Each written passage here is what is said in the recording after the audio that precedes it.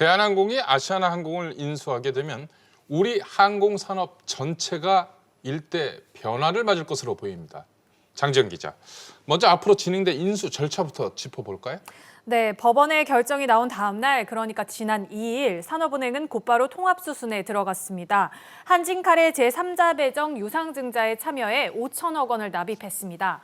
3일에는 대한항공 주식으로 바꿀 수 있는 교환사채 3천억 원을 매입했습니다. 산업은행이 곧바로 이렇게 실행에 들어가는 것을 보면 상황이 그만큼 급박하다, 이렇게 볼 수 있겠네요? 네, 그렇습니다. 산업은행이 투자한 8천억 원은 어디에 있습니까? 네, 한진칼은 산업은행 자금 8천억 원을 다시 대한항공에 빌려줄 계획인데요. 대한항공은 이 가운데 3천억 원은 아시아나 인수 계약금으로 예치를 하고 또 3천억 원은 아시아나 전환사채 취득에 즉시 투입할 예정입니다. 아시아나항공을 인수하는데 과연 이 자금으로 충분한 건가요? 네, 부족합니다. 그래서 대한항공이 유상증자를 준비하고 있는데요. 네. 대한항공이 아시아나항공을 인수하는 데는 총 1조 8천억 원이 필요할 것으로 보입니다. 그래서 대한항공은 내년 초 2조 5천억 원 규모의 유상증자를 시행할 계획입니다. 네. 여기에 산은이 투입한 자금이 한진칼을 거쳐 추입되는 것인데 이렇게 자본을 확충한 뒤 대한항공은 다시 아시아나 유상증자에 1조 5천억 원을 투입해 지분 63.9%를 확보하고 인수하겠다는 계획입니다. 최나래 기자, 그런데 양사의 통합, 공정위의 기업 결합 승인도 받아야 한다고요? 네, 두 회사 합병에서 가장 우려되는 점이 독과점 문제입니다. 지난해 말 국내선 수송객 점유율을 보면요. 대한항공과 아시아나항공 그리고 두 회사의 세계 LCC 점유율까지 더하면 60%가 넘습니다. 네. 공정거래위원회는 이번 합병이 자연스러운 시장 경쟁을 제한할지를 중점적으로 판단할 겁니다. 소비자 편익에 어떤 공정한 경쟁에 저해될 요인이 있다면 아마 조건을 달거나 개선을 요구할 수도 있습니다. 시장 우려와 달리 대한항공은 독과점 문제가 크지 않다고 보고 있습니다. 우기용 사장의 설명 들어보시죠. 대한항공과 아시아나항공이 가지고 있는 인천공항의 여객 슬라트 점유율은 약 38.5%입니다. 화물기까지 포함해서 약 40%이므로 지방공항을 포함하면 점유율은 이보다 더 낮아집니다. 한국 시장에서의 일부 장거리 노선을 제외하고는 독점에 대한 이슈는 크게 발생하지 않을 거라고 저희는 생각을 합니다. 완전히 별도로 운영이 되고 또 경쟁을 하는 그런 별도의 회사로 운영이 되기 때문에 같이 시장 점유율에 포함된다고는 보지 않는다고 저는 생각을 합니다. 양사의 통합, 어찌됐든 결과적으로는 산업은행이 민간 기업의 경영권 분쟁에 좀 개입을 했다, 이런 모양새가 될 수 있는데요. 사는 좀 부담스럽겠어요? 네, 조원태 회장의 경영권 방어를 위해서 국책은행이 개입했다는 비판은 앞으로도 계속될 것으로 보입니다. 특히 산업은행이 먼저 조원태 회장 측의 아시아나 인수를 제안했기 때문입니다. 산업은행에서 먼저 의향을 물어봤을 때 그냥 할 수 있다고만 얘기했고요. 때문에 산은이 확보할 한진칼 지분 10.66%를 사실상 조 회장의 우호 지분으로 분류하는 시각이 많은데요. 산은은 어느 일방에게도 우호적인 의결권을 행사하지 않겠다는 입장을 밝히고 있습니다. 경영평가위원회, 윤리경영위원회 등 다양한 제도적 장치를 통해 한진그룹은 책임 경영을, 산업은행은 건전경영 감시 역할을 충실히 수행해 나가도록 하겠습니다. 그러니까 산은은 우리는 무조건 조원태 회장 편은 아니다, 이런 입장인 것 같군요. 그런데 이 산은은 상황에 따라서 조원태 회장 퇴진 카드도 쓸 수 있다, 이런 입장을 내놓고 있죠. 네, 최대현 산업은행 부행장은 조 회장이 담보가치 1,700억 원인 한진칼 지분 전체를 담보로 제공했다면서 산은은 경영 성과가 미흡하면 담보를 처분하고 경영 일선에서 퇴진시키는 등 무거운 책임과 의무를 부여하기로 했다고 강조했습니다. 산업은행에서 도와주는 것도 있지만은 제가 맞춰야 되는 그 기준도 있습니다. 특히 산은은 한진칼에 7가지 조건을 내걸었는데 구체적으로 보면 산은이 지명하는 사회이사 3인과 감사위원을 선임해야 하고요. 주요 경영사항에 대해선 사전 협의한 뒤 동의도 받아야 합니다. 또 독립기구인 윤리경영위원회와 경영평가위원회를 설치해야 되는데 이런 투자합의서 조항을 위반할 경우 5천억 원의 위약금과 손해배상 책임을 물어야 합니다. 장 기자, 또 하나 궁금한 게 있어요. 아무래도 관심이 있을 수밖에 없는데 조원태 회장의 어머니 이명희 씨 그리고 동생 조현민 씨는 어떻게 되는 건가요? 네, 산업은행이 또 내건 조건은 가족 구성원을 한진칼과 항공계열사 경영에서 배제하는 것입니다. 네. 조현민 씨는 2018년 4월 이른바 물컵 갑질 사태로 한진그룹 내 모든 직책에서 물러났다가 지난해 6월 한진칼 경영 일선에 복귀했습니다. 하지만 산은의 조건에 따라 한진칼 경영에서 다시 물러나야 할 것으로 보입니다. 다만 항공과 직접 관련이 없는 직책은 그대로 유지할 것으로 예상됩니다. 또 어머니인 이명희 씨도 한국공항 자문에서 물러날 것으로 보입니다. 최나리 기자, 하지만 이 인수가 마무리되기까지는 아직 넘어야 할 산이 많죠. 네, 아직 장담할 수 없는 상황입니다. 그렇다면 궁금한 게 먼저 KCGI 측 어떻습니까? 이대로 물러나는 건가요? 아니면 또다시 반격을 준비하는 건가요? 네, KCGI는 지난달 20일 한진칼의 임시주주 총회 소집을 요구했습니다.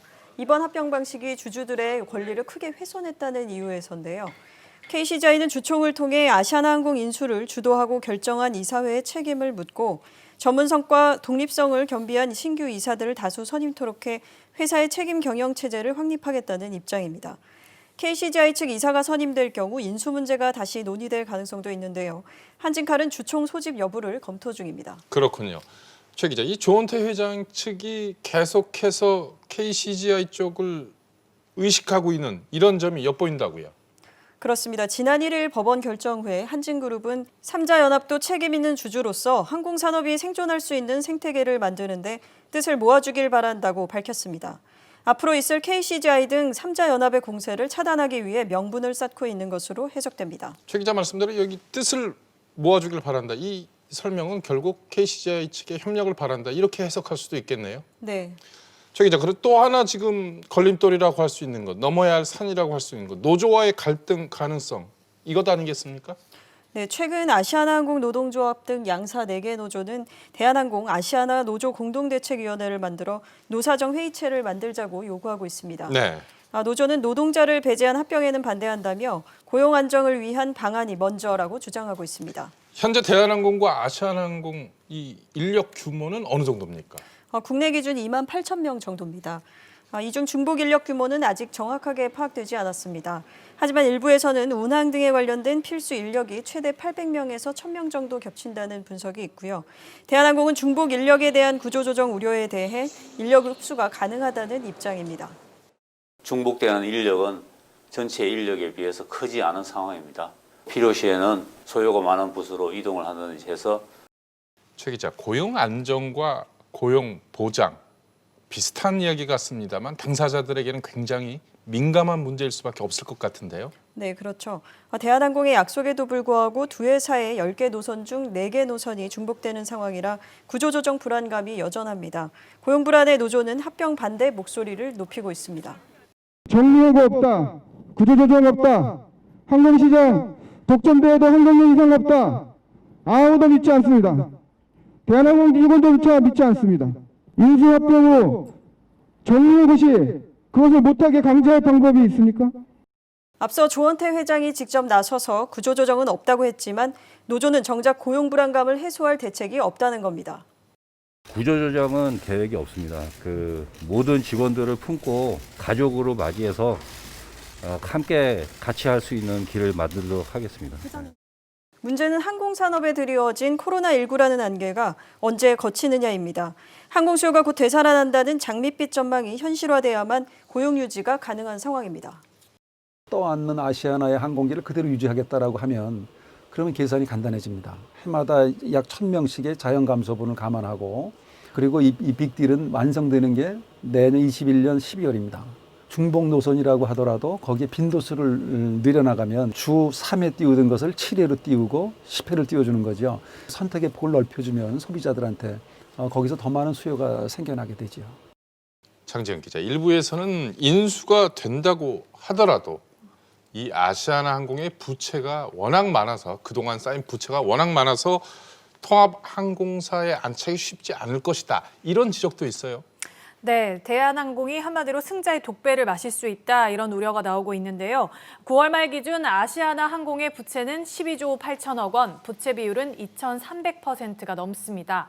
단기 차입금만 2조 5천억 원인데요. 코로나19로 항공업계가 어려운데 인력 감축도 없고 운임이나 수송료를 올리지 않으면서 무슨 수로 실적을 개선할 수 있겠냐는 겁니다. 특히 국제항공운송협회는 항공 수요가 2024년은 돼야 회복할 것으로 보고 있습니다. 최 기자, 그래서 대한항공이 최근에 자산 매각에 나서고 있는 건가요? 네, 대한항공은 내년까지 약 2조 원을 마련할 계획입니다. 비주력 사업이 우선 정리가 될 텐데요.